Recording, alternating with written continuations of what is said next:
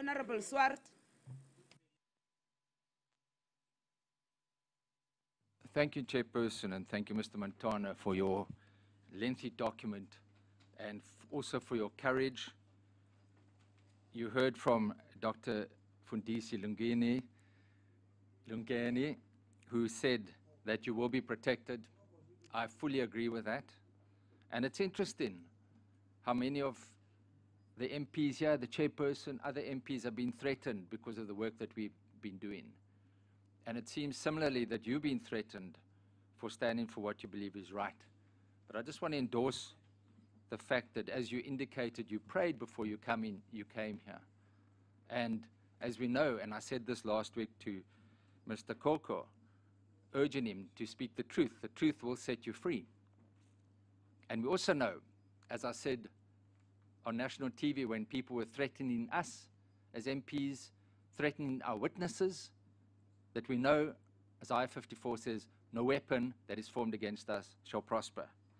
So I want to just thank you for taking the stance not only to expose what the Guptas have done, but also the extent to which the ANC, also certain members of the ANC, may have been complicit, and we know a lot of evidence has been heard in that regard, but to the degree that it seems that members of the ANC also let you down, and I think that is also an important aspect. And I agree with you that this should also form the basis of a separate inquiry, possibly by the Transport Portfolio Committee, because what you've said today has been highly explosive, and whilst we are limited to certain of the aspects dealing with Eskom, I think it would be very important to investigate fully the issues around Prasa, in order that you can also be given the opportunity to clear your name, as you have done to a certain degree today. I want to just start by the issue relating to the Guptas when they first approached you and Mr. Salim Essa. I'm sure you've been following the debate around the Transnet locomotive contract as well. And we also will be investigating that as an oversight inquiry. But I'm sure you're also aware, and you mentioned the name of Mr. Salim Essa and South China Rail, and the attempts, which I find absolutely devastating to those members, to those people, and very disturbing, that when you went, you had the meeting, you went to Berlin, and people were contacting you, suppliers were contacting you and saying they'd been asked for money already. Is that correct? They, at that stage, were already being asked to pay bribes. That's correct, 100%. And that would then, the corroboration of that would be, well, let me first ask you, the reason for disqualifying South China Rail, was it specifications? And please keep it short. It was they didn't comply with your tender. Is that correct? That's correct, yeah. Were you quite surprised when you heard that South China Rail had received quite a large locomotive contract from Transnet? Well, firstly, I think I thought it was not in line with our strategy for industrialization. But secondly, I think that already at that time I knew what was happening with China South Rail and the Guptas. And when I saw someone like Sharma chairing the board or committee on procurement at Transnet, I had no doubts that the books would be cooked.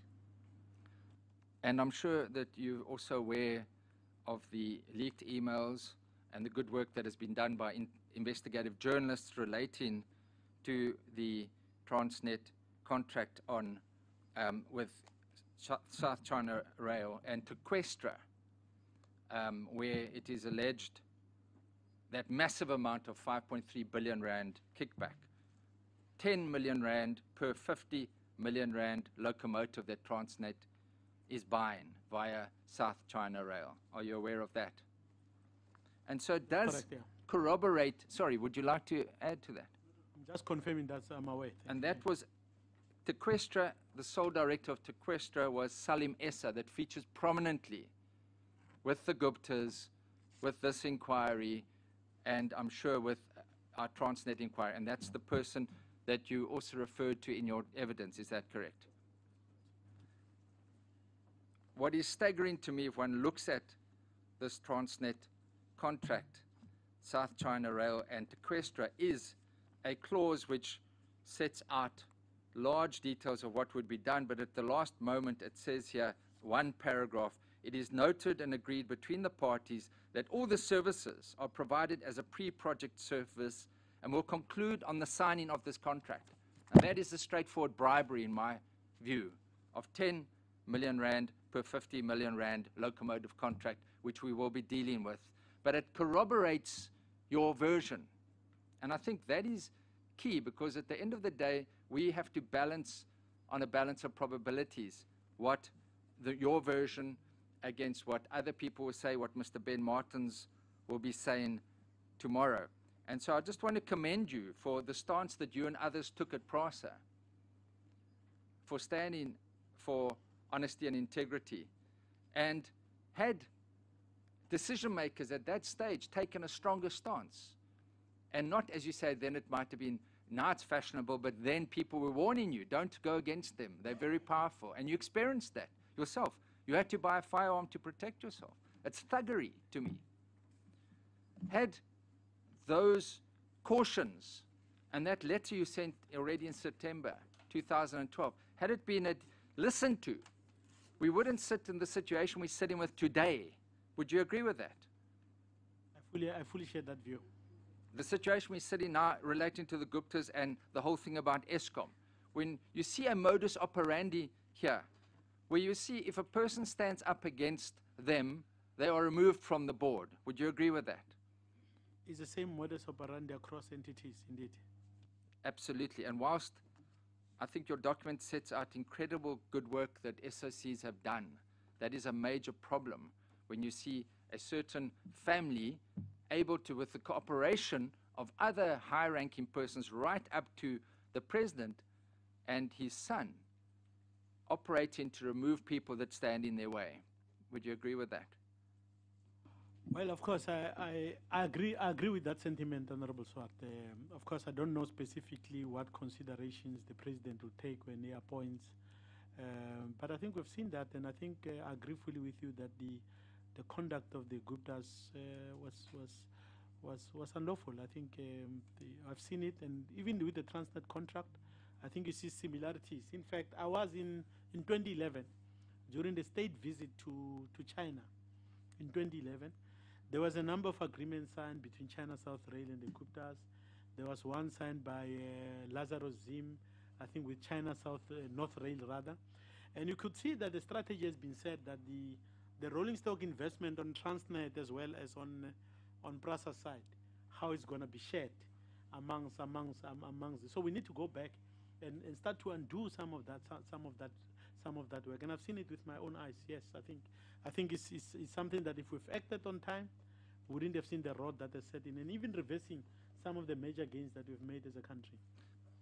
One, hopefully, with the new sheriff in town and new action being taken, that there'll be restoration of some of those funds that have been taken. And we hopefully will see some of those international finances and international contracts being undone, and traces of where those funds are, as both this committee operates as well as the Commission of Inquiry into state capture. Honorable Swart, you know, one thing I like about these investigations taking place is that they follow the money. And why I like about it is not the same as you debate in newspapers. I did that, I didn't do that. The flow of money shows you who benefited. You know, for me, I've been investigated. I've asked them, I'm waiting for the day you're going to come and say it flowed to Montana. I haven't seen it. And I think in this particular case, we need to do that in a rigorous fashion without any fear or favor. And I presume that you've already been asked whether you've got any foreign bank accounts. Is that the reason why you were followed in London? Well, I've never had any bank accounts out of the Republic. For me, if this country doesn't work, my family is in Mamelodi, my children live here. I don't need to go to any London. I don't have any other passports of another country. So when I dream of a South Africa of our own dreams, it's a country that is peaceful, that has got livable cities, a country that meets the needs of its people, and so there's no any other country I dream of, and that is why must I work with people who've got passports for Dubai or India? They've got 3 passports. I don't have. If South Africa bans, I ban with it, and that's why I'm committed to it more than even ever before. After actually I've left Prasa, I love this country more, because in South Africa you experience different things in the morning, and in the evening you feel like you've had 5 different countries. So I love it here. I'm not going anywhere. I agree with you, Mr. Montana, and I share your sentiments as a fellow South African. We are in this together, and that's why it's so important for us to shed light. It's like there was a song called The Midnight Express, Shine a Light on Me. And we are shining a light. We're shining a light on corruption. And that is something that we are doing at this stage to expose it. And so I just wanted to ask you a little bit about the version of Mr. Martins. You've been very commendable to him. You're a good friend of his, but you did hold him to account when he did not, in your view, say the truth relating to the meeting. The indication that he will say, and it is interesting, here he says, there was an issue that he invited Tony Gupta and Lucky Montana to his government-sponsored house to discuss a matter relevant to transport. There was an issue with regard to the renewal of the board, and Lucky Montana and Sifiso Buthelezi wrote me a letter with regards to that matter, saying they believed that there was influence from the Guptas to have them removed as board chair and chief executive at Prasa. One presumes that was what the meeting, on his version, was about. But there were 2 meetings that you've now set out. Would you just explain a little bit further about that, please? Well, as I think it's part of my submission, Honorable Swart, we never discussed the board or governance, because when I first met the Guptas, there was no issue about governance. I didn't even know. In fact, there's a joke that my chairman used to say, when I briefed him that I met with the Guptas, he used to say, like, I don't know anything about the Guptas. You are the ones who are bringing them to me now. So, and that's a joke that we used to have. So I think Honorable Martins may have confused the dates. When we met at the beginning, there was no any other issue, and I put it in the statement. When I say it will not be untruthful, I don't know whether it was, I'm not saying it's deliberate, but the first meeting when he introduced me, these guys wanted the rolling stock tender for themselves. So, sorry, I've got very limited time, so it seems your version is very clear about the first meeting and the second meeting. Now, is there any reason why Mr. Martins would not mention that there were 2 meetings? Because I think the second meeting when I came back was at my request. Maybe that's the reason, and we had a big fight there. But I think he knew beyond the second meeting that the issue of the board arose only in October. Later. It didn't arise at the beginning, and I think that's something that should be corrected. I think we will raise that with him tomorrow, because he conveniently, and I've known Mr. Martins for many years as well, and I hold a similar view to you, but it's strange that he seemed to have forgotten the first meeting, and that's why you correctly set him straight on that. His version seems to tie in with the second meeting, and he did not mention the first meeting, or there was a confusion about that. But what is very interesting is because his version then is directly contradicted by Susan Daniels and is very scathing. And it's unlike Mr. Martins to use the language that he used, such as liar and ignoramus and that. That's not the Mr. Martins I know, but he was obviously quite agitated about that, and he'll give us evidence tomorrow further. But what is interesting is Mr. Pravin Gordhan, who's a member of this committee, warned Ms. Daniels and says people are going to say that you've lied. They're going to say that they're going to detract from you. But thankfully, you've come forward to give us much further evidence, which is very helpful on this whole issue as to the 2 different meetings, and we'll ask him about that first meeting tomorrow.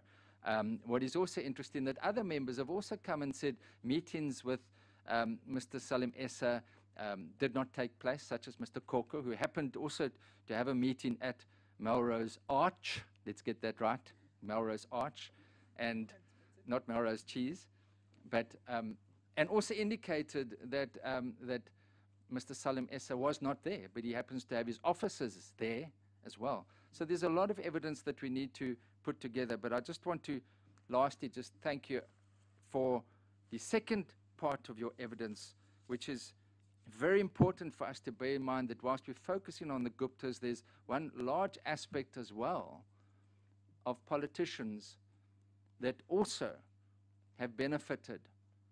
And you're very open in that regard, as a member of the ANC, to have said there are ANC members, and my colleague here has said that evidence is before Parliament as well. And we need to bear that in mind as well, that besides the Gupta element, there are other associates, business associates, that were benefited as well. So I want to commend you for your evidence and appreciate that. And again, from our side, we pray for your protection and thank you for shedding light on this. Thank you, Chairperson.